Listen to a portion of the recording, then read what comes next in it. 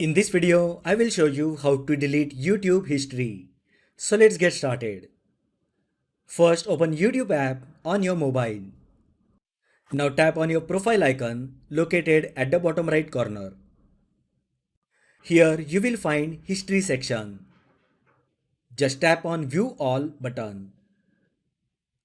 Now tap the three dots icon in the top right corner.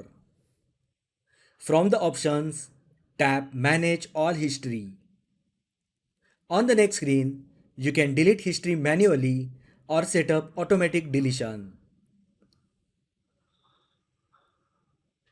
To delete history immediately, tap the delete button and select an option like delete today, delete custom range or delete all time. Once done, confirm the deletion by clicking blue button at the bottom to delete the specified YouTube history. So that is how you can delete YouTube history. If you find the video helpful, then like the video, share with your friends and subscribe to my channel.